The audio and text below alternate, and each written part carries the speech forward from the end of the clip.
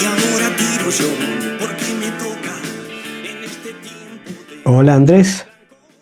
Hola Pablo, felicitaciones. No porque Eh, volviste a hacer 2 goles, sino porque anticipaste la caída de Keir Starmer, el primer ministro de Gran Bretaña, que no cayó por los goles de Messi, pero es otra extraña coincidencia que vos supiste ver con anticipación, se terminó cayendo y es, ¿qué número? ¿El sexto, séptimo primer ministro de Gran Bretaña en una década? Así es. ¿Se puede decir que Gran Bretaña es el Perú de Europa? Sí, o la Nueva Italia. Exacto. Esto es lo que llamamos régimen de gobierno, presidencialismo, parlamentarismo. Siempre solíamos poner al modelo Westminster británico como un modelo de estabilidad mayoritaria y a Italia como un modelo de inestabilidad multipartidaria. Las coaliciones se sucedían, había primeros ministros que estaban ocho veces diferentes en el cargo. Eh, Algunos de ellos muy famosos, Il Divo, Andreotti. Pero ahora Gran Bretaña se transformó en la Italia de entonces o el Perú de hasta ayer, porque ahora con Keiko Fujimori quizás Perú se transforme en un país mucho más estable que Gran Bretaña. En cualquier caso, ¿tiene algún impacto económico la inestabilidad política? ¿Tiene impacto económico? Sí, en el sentido que no permite que ningún gobierno implemente ningún plan. Mm. Entonces, si vos necesitas cambios urgentemente y no lo puedes implementar, eh, la inestabilidad política lo que hace es te hace perder tiempo. El sistema económico británico necesita reformas. Sí, el otro día leía un comentario que me pareció que sintetiza muy bien. Decía, los británicos quieren migración a la japonesa, o sea, casi nada, impuestos a la estadounidense, o sea, muy poco, y servicios públicos a la nórdica. Y bueno, todo no se puede. Mm. Ahí hay que hacer elecciones, son elecciones difíciles y los políticos no se sinceran con la gente. ¿Qué expectativa tenés para el próximo primer ministro? Hasta ahora lo que dijo no se ocupa del tema de la inmigración, no tiene una solución planteada al tema del total de migración que recibe el Reino Unido y cómo hacer frente a la ansiedad de la gente frente a eso. Hay distintas formas. Una sería salir y defender. Esto no es una preocupación nuestra, es del campo de enfrente y vamos a defender lo que nosotros creemos, que es lo que ha hecho en el pasado Burnham y otros laboristas. Otra sería decir, nos ocupamos de la migración, pero primero vamos a anteponer digamos, el acceso a bienes públicos de parte de la población local. Me parece que eso sería más hablarle a su electorado. Pero Burnham, cuando vos escuchás, su agenda es más de nacionalización de servicios públicos. Puede ser que tenga alguna propuesta buena con respecto al tema de la vivienda, que es un tema muy importante como explicamos el episodio pasado. Así que el jurado está deliberando, pero me parece Out. que el tiempo le va a empezar a jugar en contra. Así que si no consigue establecer una narrativa clara, va a terminar posiblemente como Starmer. A ver qué te parece este mapa de prioridades de la opinión pública. En Europa, lejos, la inmigración. En América Latina, la seguridad. Desde Chile, un país antiguamente tranquilo, hasta Colombia, donde acaba de ganar el Tigre que quiere ser Bukele. Y Argentina, donde ni la inmigración ni la seguridad están al tope de la agenda, sigue siendo la economía la que manda. Y felizmente en este podcast uno de los dos es economista y nos puede explicar entonces qué es lo que está pasando con el otrora llamado Messi de las finanzas. Ya que estamos en tiempos mundialistas, contanos qué ves en Toto Caputo, si está cerca del hat-trick o por ahora se conforma con mantener el arco intacto. Messi de las finanzas se prepara, calienta para salir a la cancha en algún momento. La pregunta que nos hacemos todos es cuándo. Pero bueno, sí, a ver, si lo miramos, digo, tomando un paso atrás, lo que yo veo es, el gobierno llega, hablando específicamente del programa financiero, es decir, cómo cumplir con todos los vencimientos en tiempo y forma e ir comprando aire y estirando la flexibilidad de ese programa financiero.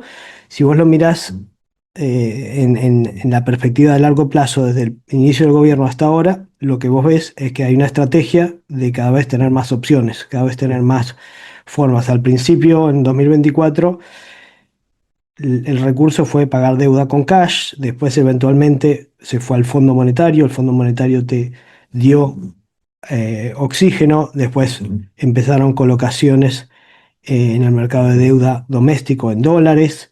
em, y ahora mismo acaba de salir un decreto del gobierno ayer lunes, estamos grabando martes a la mañana, eh, donde se autoriza la emisión de nueva deuda por 5.000 millones de dólares con garantías del Banco Mundial y otros multilaterales, que lo que va a hacer es permitir al gobierno acceder a financiamiento a tasa más baja de lo que indicaría hoy el riesgo país.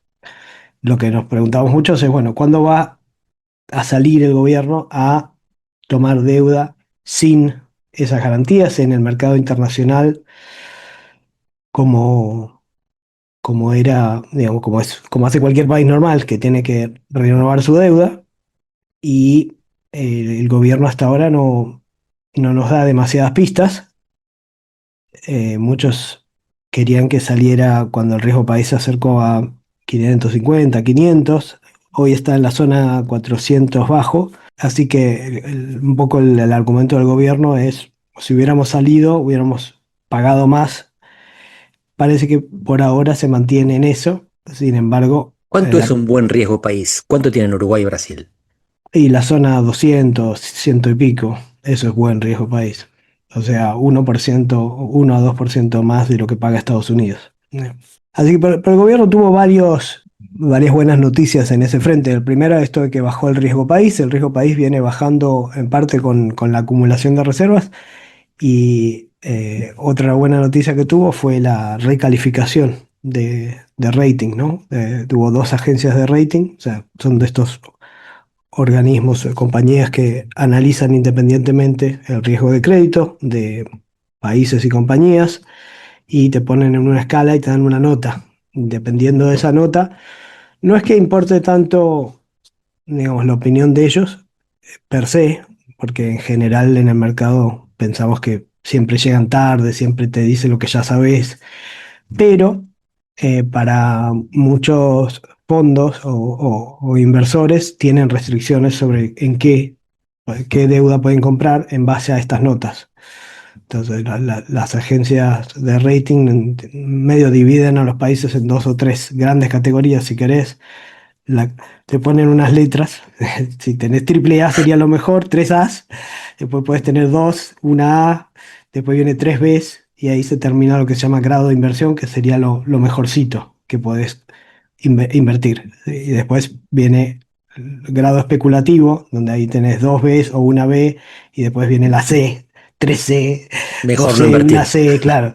Y eso, Ni se te ocurra poner la plata ahí. claro, si lees las descripciones, ellos dicen, bueno, altamente especulativo, con probabilidad de default, cosas así. Entonces, Argentina salió de la C y ascendimos a la B, digamos. Todavía estamos en especulativo, pero el universo de inversores que pueden comprar la deuda argentina se aumenta. Y por suerte, dos calificadoras, no una, con lo cual te ayuda mucho. Dos preguntas, Pablo. Si tenemos superávit o por lo menos equilibrio fiscal primario, la deuda que obtenemos es para pagar deuda pasada, Eso es ¿verdad? correcto. Sí, sí. Creo que es, es sorprendente que a estas alturas del gobierno esto se discute y se rediscute todos los días. A Y yo ver, leo periodistas que uno podría decir son periodistas, o tratan de aparentar que son periodistas serios, y sin embargo no entienden este concepto. Así que, se rediscute afuera del gobierno, decís. No que en el gobierno claro. tienen discusión sobre la deuda. No, no, el gobierno de última instancia seguramente, como te decía, lo que están haciendo es tener una estrategia que Rolear. incrementa lo que hace cualquier buen emisor, es decir, tratar de aumentar la cantidad de opciones posibles para vos satisfacer, repagar una deuda cuando es exigible. Pero vos en cualquier momento del tiempo tenés un montón de deuda que va venciendo. En este momento, por ejemplo, de acá al final de 2027 vencen 30.000 millones de dólares. Hay que repagar. Hay que buscar fondos para eso. Entonces, parte de eso, obviamente, se va a pagar con nueva deuda. Entonces, la deuda que se autoriza o que están tomando no es deuda adicional. O por lo menos, eh, en principio, no es deuda adicional. Hay toda una discusión sobre si la deuda viene aumentando o no viene aumentando. ¿Qué dicen los mandriles en esa discusión? Miran la deuda total del Tesoro. Si vos mirás la deuda total del Tesoro, como lo reporta la Secretaría de Hacienda en dólares, vos ves que eso va subiendo. Pero ¿por qué está mal mirar así? Bueno, primero porque no separa el bruto del neto, ¿sí? La mitad de la deuda de Argentina más o menos es deuda que el bolsillo izquierdo le debe al bolsillo derecho. Es deuda que el Mm. Tesoro le debe al Banco Central o le debe al ANSES. Entonces no está bien contarla o no es tan correcto porque es un activo en un lado y un pasivo en otro. Después, no consolida al Tesoro con esas, digamos, subsidiarias, ¿no? No mira al el BCRA, el Banco Central, además de tener pasivos, que también tiene su deuda propia, que hay que pensar en ella, pues, tiene activos. Y esos activos también cambian, ¿sí? Por ejemplo, tiene oro y el valor de ese oro ha aumentado un montón en los últimos años. O el ANSES tiene... ¿Y el oro dónde está? Eso... Es hipotético saber que tiene oro.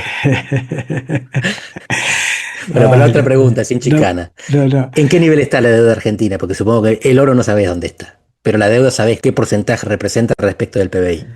Sí, el gobierno tiene unos gráficos que andan dando vuelta por ahí, que a mí me parecen más correctos. Ellos lo comparan con el PBI. eh, Tiene un gráfico que se cuestiona mucho porque para mi gusto comete el error conceptual o mezclar la deuda en peso con la deuda en dólares. Son dos deudas que el problema que tenés ahí es que depende cuál es el tipo de cambio que tomás en toda la serie, pues el tipo de cambio fluctúa mucho.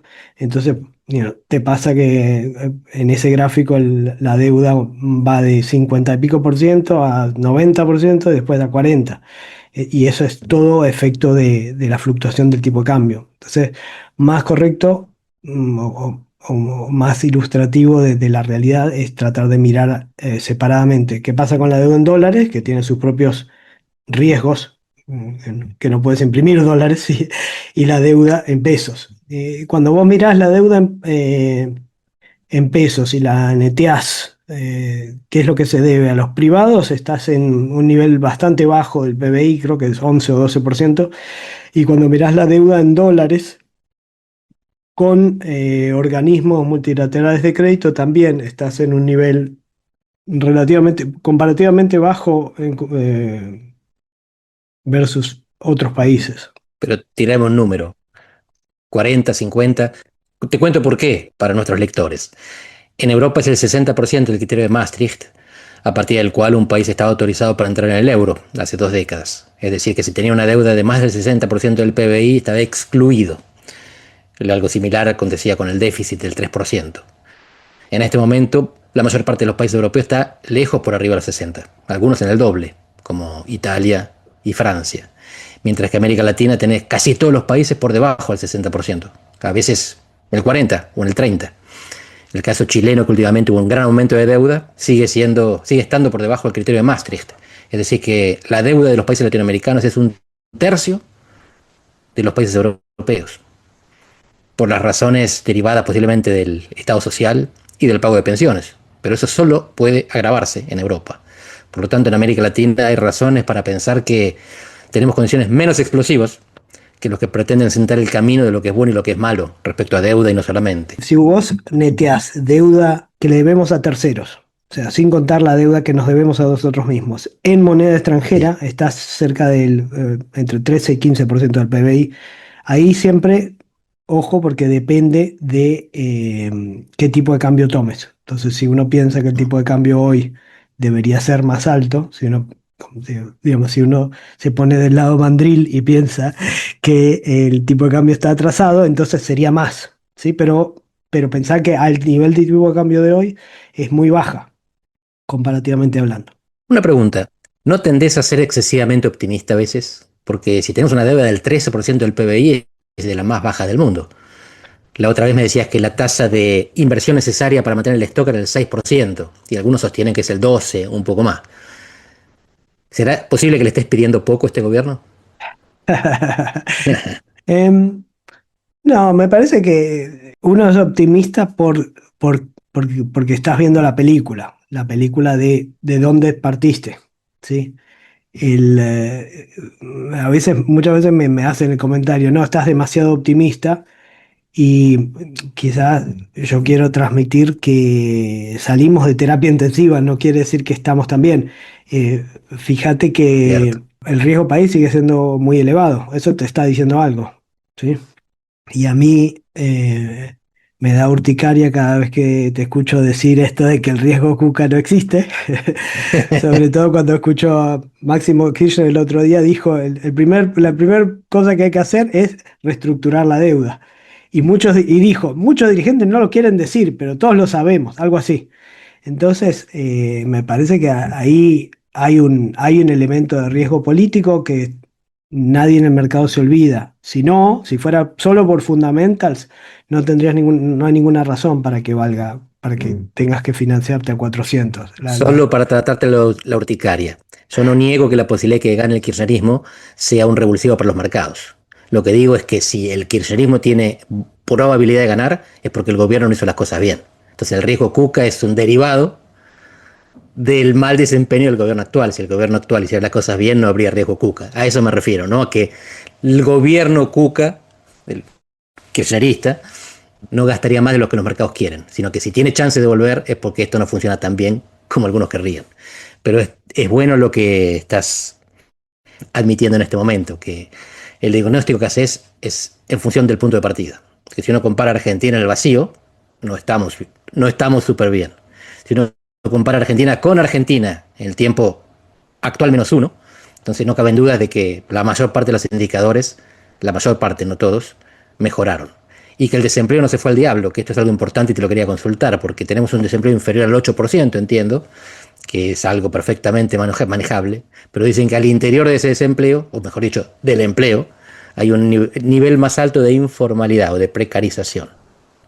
Yo eso es algo que veo en todos lados, Europa incluida, pero quería preguntarte si tenés alguna reflexión al respecto. Bueno, la primera reflexión es el desempleo, a pesar, contrario a lo que dicen, no está aumentando. No es como la década del 90, donde vos estabas pasando una transformación de la economía y eso derivó en un aumento enorme del desempleo. ¿Sí? Hoy en día, primero que las transformaciones son más discretas, más modestas, y segundo, existen más oportunidades quizás para que la gente trabaje en plataformas, para que haga otras cosas. Y tercero, que incluso la reforma laboral, como comentamos en su momento, no ofrece grandes cambios de incentivos a generar trabajo en blanco. El costo sigue siendo elevado y vos incluso para poder blanquear a alguien tiene que cumplir ciertas condiciones, no es tan fácil. Así que la brecha entre emplear a alguien en blanco y emplearlo en negro sigue siendo una brecha considerable. Y el gobierno no sé si no lo quiso atacar más ese problema por un tema de recaudación o porque no estaban los números en el Congreso, es posible. Pero cuando uno mira, por ejemplo, los números de la encuesta de hogares que te dice que los trabajadores informales vienen ganando mucho más, vienen en general aumentando sus ingresos mm, en forma bastante mayor que los formales, sobre todo los formales del sector público, también de la misma encuesta surge que la gente trabaja más horas. Así que es probable que tengas un elemento ahí, una cantidad de gente que está en una posición de trabajo informal, donde quizá trabaja más horas para obtener el mismo ingreso. ¿Qué te parece a propósito de lo que acabas de comentar, que la reforma laboral habría sido insuficiente o no habría cambiado lo que se decía que era fundamental, que era facilitar el empleo en blanco y desalentar el negro. Menem tuvo, de los 10 años que gobernó, 3 de superávit, entiende, y los otros 7 fueron déficit. Así que algunos lo definen como un gobierno que ajustó poco y reformó mucho. ¿Puede ser visto en Milei como lo contrario? Un gobierno que ajusta mucho y reforma poco, más allá de toda la hojarasca de Sturzenegger. Yo tiendo a pensar que las grandes reformas, desde el punto de vista microeconómico, todo lo que hace Sturzenegger son correctas y efectivas. Sobre todo el liberalizar el comercio exterior y promover cosas como, no sé, importaciones de bienes de capital usados o cosas así que para las empresas, para sus problemas del día a día le sirven.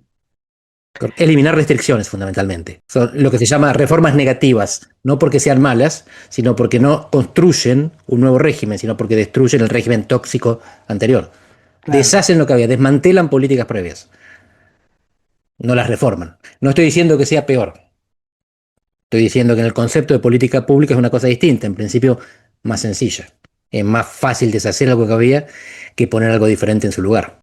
Sí, las reformas que siempre decimos faltan y el gobierno no ha podido o querido hacer son reformas que requieren más consenso a nivel político. Esta es la retista. ¿Por qué? Por la estructura federal de gobierno, ¿sí? Donde ahí cualquier cosa que querés tocar de la estructura de los impuestos necesitas consenso de las provincias.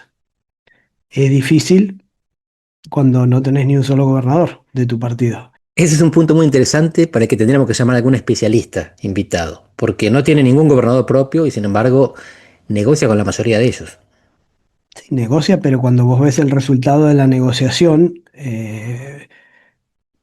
por ejemplo, en su momento se quiso bajar la alícuota de ganancias para empresas y los gobernadores dijeron de ninguna manera. Así que la de los gobernadores todavía no se tocó. Eso es lo que yo La de diría. ellos está. La de ellos está y, y la otra reforma grande posible es la reforma de las jubilaciones. Ahí el tema, más que nada, el cálculo es que los beneficios son más a largo plazo, son más para un futuro gobierno y los costos los paga este gobierno o el gobierno que sea que lo quiera hacer. Cuando Entonces, pensás en reforma jubilatoria te referís a subir la edad, o hay algo más que eh, eso. subir la edad seguro, eliminar, hay muchos regímenes no fuera del régimen general que tienen condiciones más preferenciales, sería de alguna manera unificar o eliminar esos. Sí, y fundamentalmente encontrar una manera de limitar el gasto total en jubilaciones. Después, la discusión es cómo se reparte ese gasto total de una manera que la sociedad perciba como justa. ¿Sí? Ahí entran muchas cosas, entran todos estos regímenes, entra quién aportó, quién no aportó, un montón de cosas. Si querés tener cuánto querés pagarle a los futuros que no hayan aportado. Hay gente que dice cero y hay gente que dice lo mismo que uno que aportó. No sé, entre esos dos puntos hay un montón. Existe lo que se llama la PUAM, que es la asignación por adulto mayor. Otro criterio, por ejemplo, es tratar de darle eso a las personas que no hayan aportado y capaz extenderle en el tiempo. O sea, si la edad de jubilación es, no sé, 66, la PUAM la puedes acceder X años después. No sé, hay distintas formas de implementarlo, pero en definitiva lo que han hecho los pocos países, porque este problema es un problema global. Y hay los pocos Eso te iba a países que decir. han tratado de resolver y han resuelto esto más o menos exitosamente, lo que han hecho es decir, bueno, nos comprometemos a gastar X, X o vamos a crear reglas que y signifiquen que en el futuro no vamos a gastar más de X% del PBI y va a estar limitado de alguna manera, lo cual implica que el resto de la sociedad, los jóvenes de hoy, pueden pensar que el gobierno no los va a saquear sistemáticamente para pagar promesas que se están haciendo a gente que se va a jubilar en el futuro como vos y yo. Y los jóvenes de hoy en día están en lo cierto. En sociedades que tienen más jubilados que trabajadores no hay solución posible para la jubilación.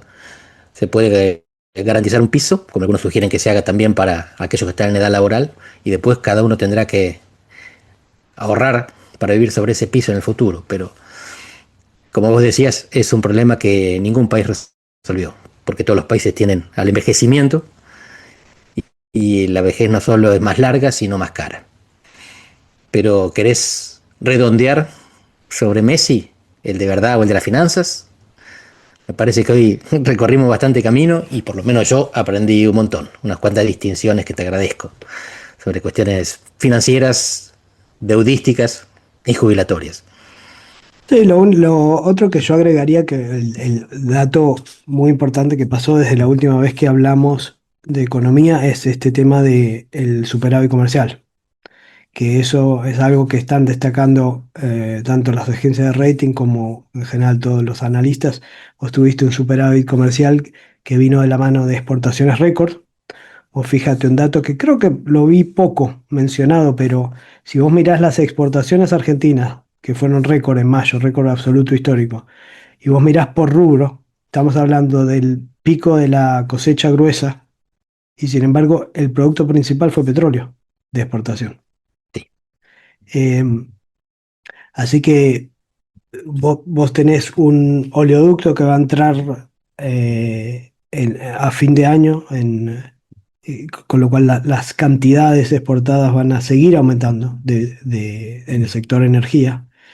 Tenés una balanza comercial que se está moviendo estructuralmente y me parece que el hecho de que eh, el mercado te esté bajando el riesgo país es porque te están reconociendo que tu situación externa es mucho menos vulnerable.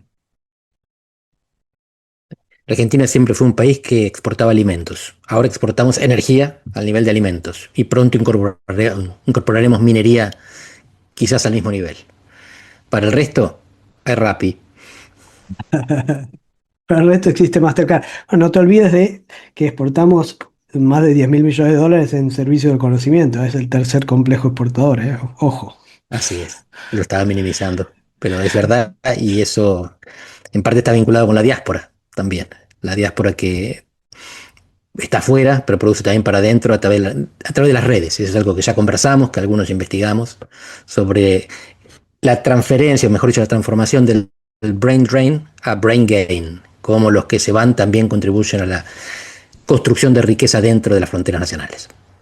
La pregunta que yo te haría es cómo lo ves desde el punto de vista de la geopolítica internacional, porque tenemos todas estas industrias en marcha creciendo y al mismo tiempo eh, inestabilidad en el Golfo Pérsico, mayor necesidad quizás o mayor impulso a tratar de el nearshoring o el tratar de establecer alianzas con países amigos. Sí, por ahora lo observo de esta manera, uno en contra, dos a favor. En contra es que un país que está en proceso de estabilización no resulta favorecido por la inestabilidad externa, de precio fundamentalmente, pero también de aprovisionamiento. Las dos a favor. Aquello que falta en estos choke points, aquello que falta a partir de estas crisis, es lo que nosotros producimos y exportamos.